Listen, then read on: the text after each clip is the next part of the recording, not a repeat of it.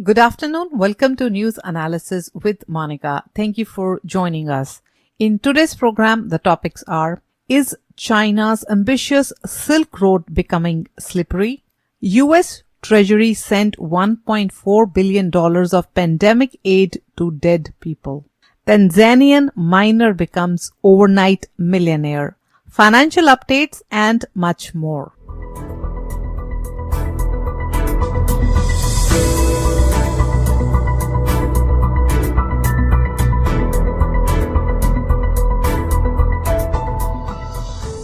China का belt and road initiative एक बहुत ही एम्बिशियस प्रोजेक्ट है।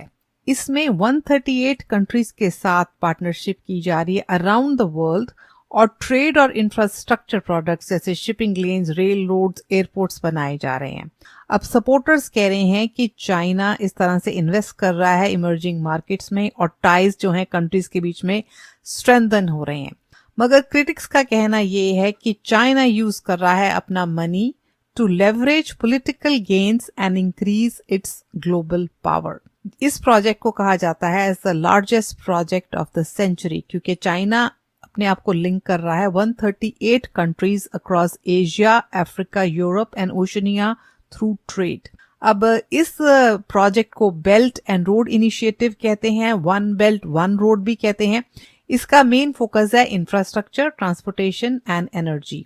2013 में प्रेसिडेंट शी जिनपिंग ने अपने पेट प्रोजेक्ट को अनाउंस किया था और इस प्रोजेक्ट में डील्स जो हैं इसमें चाइना ने बहुत सारा मनी बाकी कंट्रीज को दिया है ताकि वो नए रेल रोड्स, शिपिंग लेन्स और वेंचर्स अपनी कंट्रीज में बना सकें।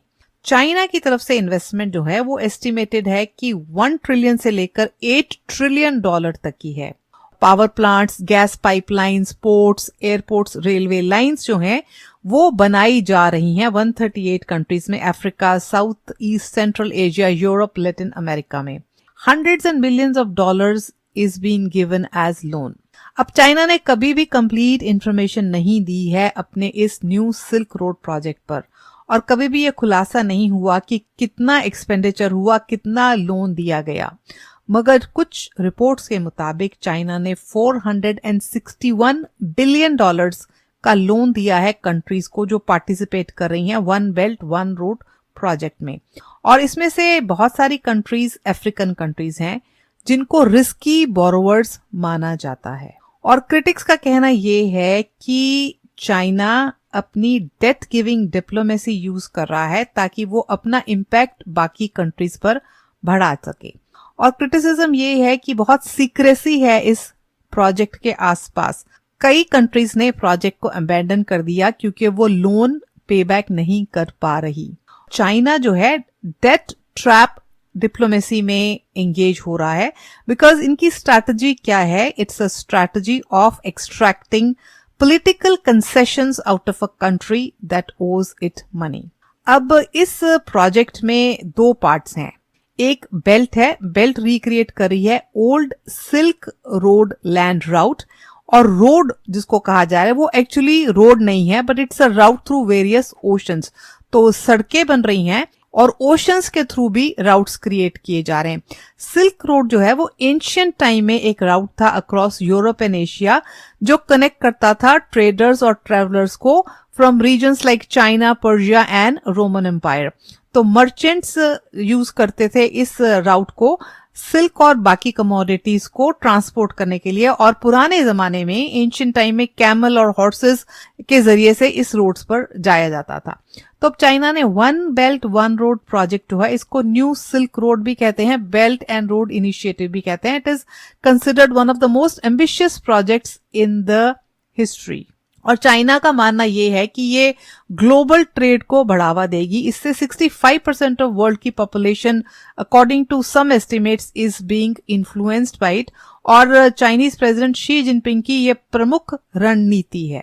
ज्यादा खुलासा हालांकि चाइनीज गवर्नमेंट की तरफ से नहीं हुआ, मगर बाकी एस्टिमेट्स के मुताबिक 1700 इंफ्रास्ट्रक्चर प्रोजेक्ट्स हैं इस बेल्ट एंड रोड इनिशिएटिव के तहत। और इसमें कंट्रीज में बनाई जा रही हैं, बहुत सारी कंस्ट्रक्शन की जा रही है। जैसे चाइना पाकिस्तान इकोनॉमिक कॉरिडोर है जो कनेक्ट करता है चाइना को पाकिस्तान के सी पोर्ट से। गैस पाइपलाइंस बन रही हैं पाकिस्तान में। कजाकिस्तान में एक पोर्ट बन रहा है। रेलवे राउट्स बन रहे हैं जो चाइना को यूनाइटेड किंगडम से लिंक कर रहे हैं। अब इंडिया का इस मसले के ऊपर स्टैंड ये है कि इंडिया ने शो किया है अपना deep concern. China Pakistan economic corridor जो है वो उस टेरिटोरी से होकर गुजरता है जो पाकिस्तान ने ऑक्युपाई किया हुआ है, but it is claimed by India. तो इंडिया ने अपोज किया है इस इनिशिएटिव को, citing grounds of territorial sovereignty. तो इंडिया पार्टिसिपेट तो नहीं कर रहा मगर अपोज कर रहा है इसको, और बहुत सारी कंट्रीज हैं जो इसमें पार्टिसिपेट नहीं कर रही। और बीआरआई कुछ एक्सपर्ट्स के मुताबिक चाइना ने डिजाइन किया है कि वो अपना एक्सपोर्ट कर दे excess labour, capital, production facilities. तो चाइना अपनी प्रॉब्लम सॉल्व करने के लिए, अपनी डोमेस्टिक प्रॉब्लम सॉल्व करने के लिए और कंट्रीज को इन्वॉल्व कर रहा है, और कभी कभी at the expense of the receiving country. China तो इसको प्रमोट कर रहा है as a way to boost regional cooperation and connectivity, मगर इसमें लैक ऑफ ट्रांसपेरेंसी है। सस्टेनेबिलिटी कुछ प्रोजेक्ट्स की जो है वो उसके ऊपर क्वेश्चन मार्क लगा हुआ है, क्योंकि कुछ major ports, high speed railway networks हैं, और उसमें यही कंसर्न्स उभर कर आ रहे हैं कि चाइनीज कंपनीज ही सोल बेनिफिशियरीज हैं उस इनिशिएटिव की। रोड्स डेवलप की जा रही हैं, रेलवेज, पोर्ट्स, पाइपलाइन और ट्रेड लिंक्स, और चाइना की ये फॉरेन पॉलिसी का एक कॉर्नर स्टोन बन गया है। हालांकि कहा यह जाता है कि जो गरीब देश हैं, जिनके पास अपनी तरफ से वेल्थ नहीं है इन्वेस्ट करने के लिए, उनकी भी मदद हो रही है। मगर क्रिटिक्स का कहना यह है, वेस्टर्न कंट्रीज का स्पेशली कहना यह है कि चाइना ये अपने फायदे के लिए इस्तेमाल कर रहे हैं, क्योंकि अग्रेसिव स्ट्रैटेजी ये है कि वीकर कंट्रीज को लेंड किया जा रहा है। अब US secretary of state Mike Pompeo ने कहा कि the project lakhs transparency and it benefits China exclusively. तो उन्होंने कहा कि ट्रांसपेरेंसी नहीं है इस प्रोजेक्ट में और चाइना को ही फायदा हो रहा है।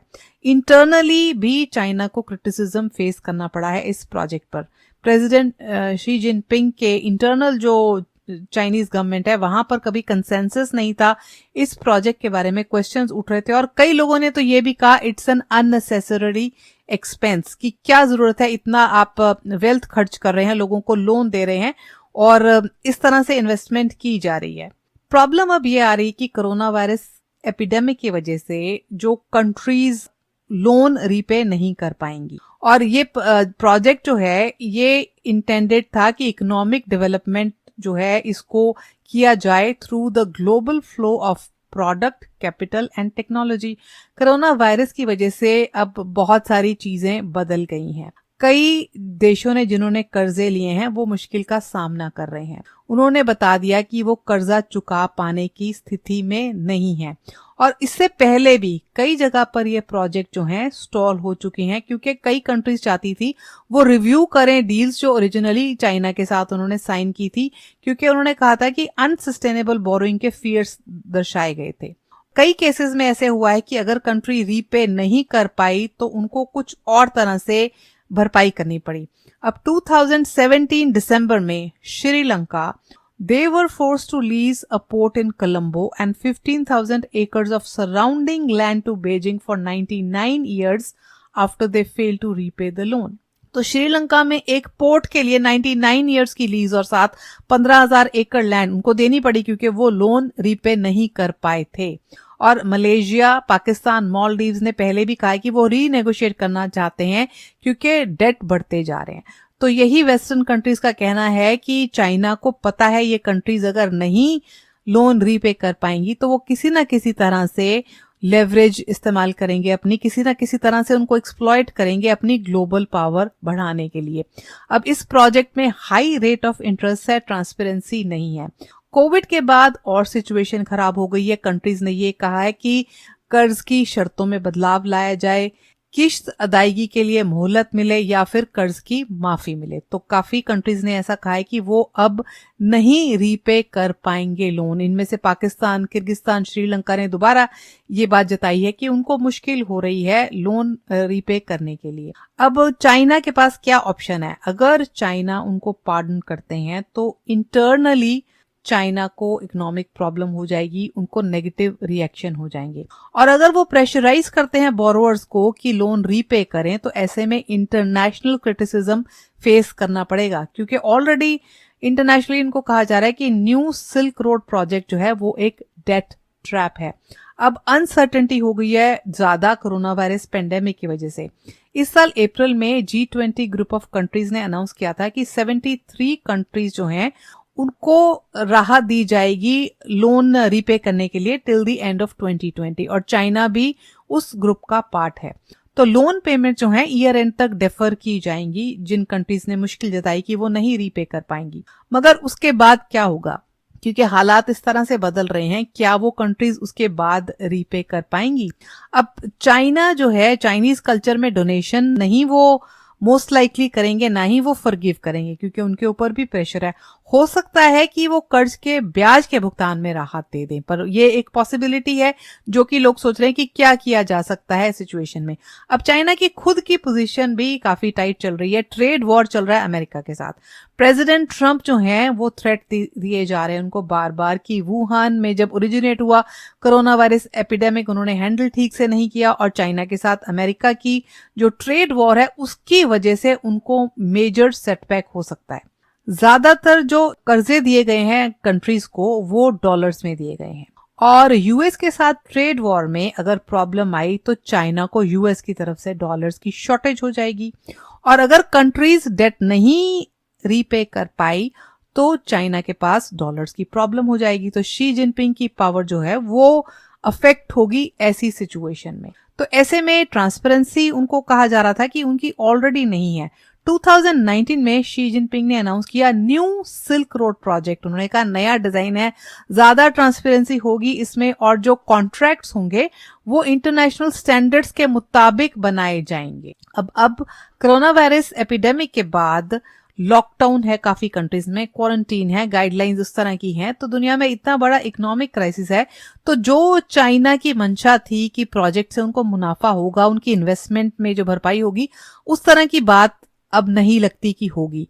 तो क्या चाइना अबेंडन कर देगा? चाइना की बहुत एम्बिशियस ये प्रोजेक्ट है, क्या छोड़ देगा?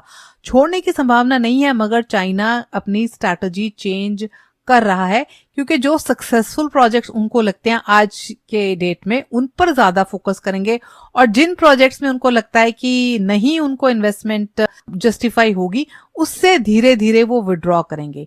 मगर जिस तरह की उनकी एंटिसिपेशन थी कि पूरे दुनिया को कनेक्ट करेंगे या डेट ट्रैप डिप्लोमेसी है, कोरोना वायरस की वजह से उसमें अनसर्टेनिटी आ गई है, और जो सिल्क रोड बनाई है चाइना ने वो अब स्लिपरी होती दिख रही है।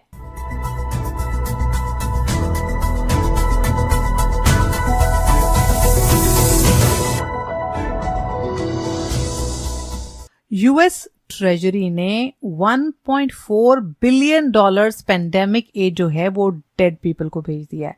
तो गलती से यूएस ट्रेजरी ने इतना बड़ा अमाउंट 1.4 बिलियन यूएस डॉलर जो पेंडेमिक रेस्क्यू फंड्स थे वो उन लोगों को भेज दिए हैं जो कि जीवित नहीं हैं।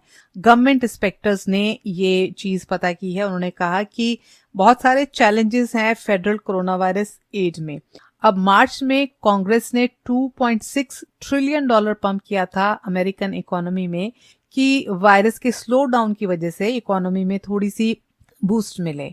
रश था मनी डिलीवर किया जाए और उसकी वजह से एरर्स हो गए हैं। गवर्नमेंट अकाउंटेबिलिटी ऑफिस रिपोर्ट ने ये पता किया है कि ट्रेजरी डिपार्टमेंट जो इंचार्ज था मेल करने के लिए stimulus check to American families, उन्होंने नहीं चेक किए डेथ रिकॉर्ड्स। टैक्स ऑफिशियल्स ने कहा कि कंसर्न हो सकते हैं, एरर हो सकता है मेलिंग में, मगर जल्दी में थे इसलिए इस तरह की फैक्ट चेकिंग नहीं हुई और इसी वजह से 1.4 बिलियन डॉलर की जो पेंडेमिक एड है उन लोगों को चली गई है जो जीवित नहीं है। Paycheck protection program small business के लिए उसमें भी प्रॉब्लम आई है। ये एक लो कॉस्ट लोन फंड है that accounts for 26% of US pandemic spending and that was at significant risk of fraud, faulting the Small Business Administration for not cooperating with the request for information about the loans and its plan for oversight. बहुत सारे loans approve हुए और इस speed से process हुए, इसीलिए safeguard जो हैं वो लिमिट हो गई और सिग्निफिकेंट रिस्क था कि कुछ फ्रॉडुलेंट और इन्फ्लेटेड एप्लीकेशंस को अप्रूव किया गया है। अब रिपोर्ट यह आई है कि जब वॉशिंगटन में डिबेट चल रही है कि एडिशनल एड चाहिए कि नहीं चाहिए, डेमोक्रेट्स ने रिकमेंड किया है कि और एड दी जानी चाहिए because high rate of unemployment है, मगर रिपब्लिकन्स वो हेजिटेंट हैं। वो चाहते हैं कि पहले केयरफुली इवेल्युएट किया जाए कि क्या जरूरी है, क्या इस वक्त पर और बिल्कुल केयरफुल डेलिब्रेशन के बाद डिसाइड किया जाना चाहिए कि और स्टिमुलस पैकेज भेजा जाना चाहिए कि नहीं। व्हाइट हाउस ऑफिशियल्स ने कहा है कि additional stimulus is likely, but वो चाहते हैं कि पहले पता चल जाए कि पुराना स्टिमुलस है वो किस तरह से काम कर रहा है। अब अप्रैल में प्रेसिडेंट ट्रंप ने रिमूव कर दिया था ऑफिशियल को जो इंचार्ज थे for overseeing the corona virus spending. अब आज की रिपोर्ट से पता चल गया है कि मिस हैंडलिंग हुई है, नेग्लिजेंस हुई है, miss management of tax payers fund. तो ट्रांसपेरेंसी और अकाउंटेबिलिटी की बहुत सी जरूरत है क्योंकि एडमिनिस्ट्रेशन ऑफिशियल जो हैं उनको अकाउंटेबल होना पड़ेगा। कांग्रेस ने अप्रूव किया था $2.6 trillion pandemic spending since March और that is a package estimated at about 14% of the countries output. उसमें से 11% $280 बिलियन जो था वो इंटेंडेड था कि डायरेक्ट पेमेंट्स होंगी 1200 की for individuals earning less than $75,000 and $500 for children. And the US has sent 160.4 million pandemic payments. तो 160 मिलियन पेंडेमिक पेमेंट्स गई हैं जिनकी वैल्यू है $269 बिलियन सो फार। सिंगल लार्जेस्ट चंक जो रेस्क्यू फंडिंग का है, सिंगल लार्जेस्ट चंक 26% वो स्मॉल बिजनेस लोन्स के लिए था थ्रू पे चेक प्रोटेक्शन प्रोग्राम और यूएस ने डिस्ट्रीब्यूट किया है more than $500 billion in loan to 4.6 million businesses so far. Critics ने ये कहा है कि जो डिस्ट्रीब्यूशन ऑफ फंड्स है उसमें अनक्लियर रोल्स थे और लैक ऑफ ओवरसाइट थी, जल्दी जल्दी वो मूव किए, इसलिए ट्रांसपेरेंसी और अकाउंटेबिलिटी के गोल्स को नहीं देखा गया। But that is the requirement now कि इस तरह की mismanagement of tax payers fund नहीं होनी चाहिए।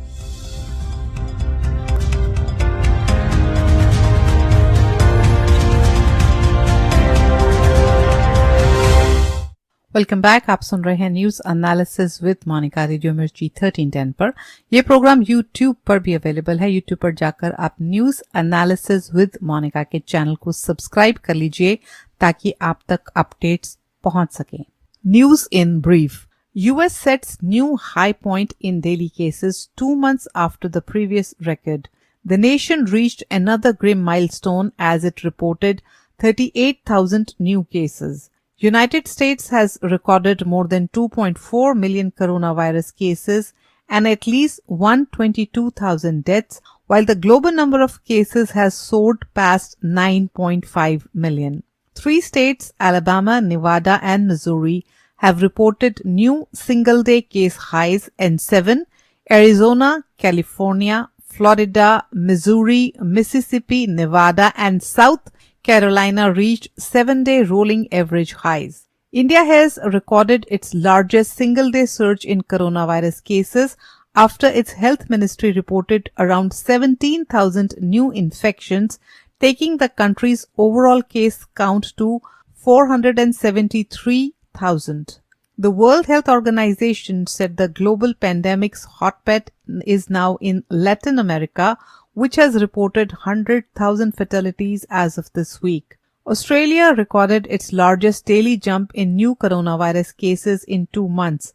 Victoria State is receiving military troops to assist in quarantine efforts. Disney is pushing back its July 17th planned reopening of Disneyland and Disney's California Adventure theme parks. Last week, unions representing thousands of Disneyland workers expressed safety concerns over reopening the park in a letter to Governor Gavin Newsom. Custom officials at Chennai Port, one of India's biggest, have reportedly held shipments originating from China for extra checks. The delays could disrupt business and manufacturing operations. IIT Bombay has decided to conduct lessons purely in the online mode so that there is no compromise on the safety of the students for this semester. In another news from India, ICSE Class 10, ISC Class 12 exams scheduled to be held from July 1st to 14 have been cancelled.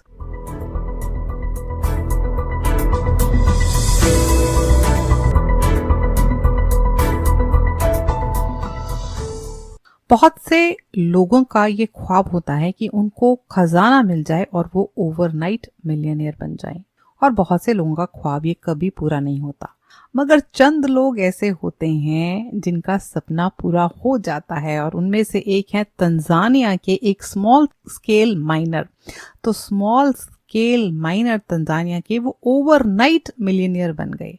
और कैसे बन गए? उनको 2 ऐसे टेंजनाइट stones मिल गए जो biggest ever find है country में।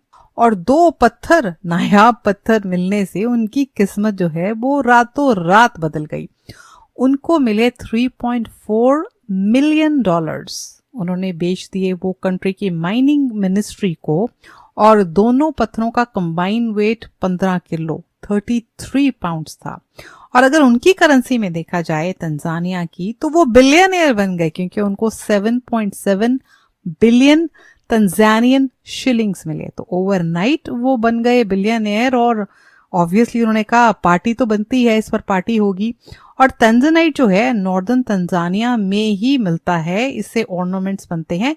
एक रेयरेस्ट जेमस्टोन है, और कुछ जियोलॉजिस्ट का कहना ये है कि आने वाले 20 साल में इसकी सारी सप्लाई डिप्लीट हो जाएगी। एक प्रेशियस स्टोन है, और इसमें डिफरेंट कलर के ह्यूज हैं, green, red, purple, blue colour के ह्यूज हैं।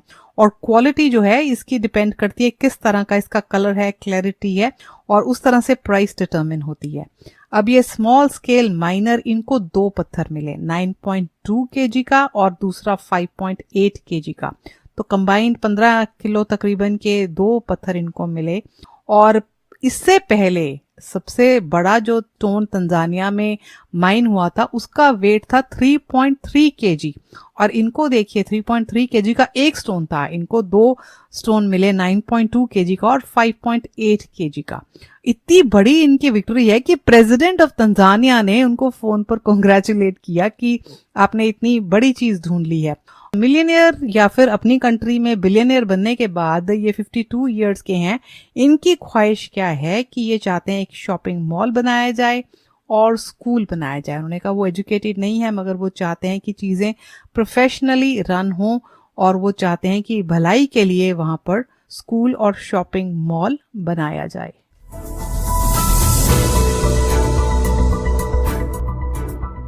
Time for our financial update. Stocks cut earlier losses as banks rise on news of easier regulations. Stocks ended a volatile session today with solid gains as investors cheered regulation rollbacks for the big banks. The Dow Jones Industrial Average closed 299 points higher at 25,745. The S&P 500 ended the day up 1.1% at 3,083. The Nasdaq Composite also advanced 1.1% to 10,017. The price of gold per ounce $1,773. $1 is equivalent to 75 Indian rupees and 58 paisa. The Federal Deposit Insurance Commission said it would allow banks to more easily make large investments into funds such as venture capital funds. Also, banks will not have to set aside cash for derivatives traders between different affiliates of the same firm, potentially freeing up more capital. With that, it's a wrap for today. Please tune in to Drive Time with Monica Monday to Friday 7 to 9 a.m. I will be back with news analysis tomorrow at 4:30 p.m. Take care, stay safe, goodbye.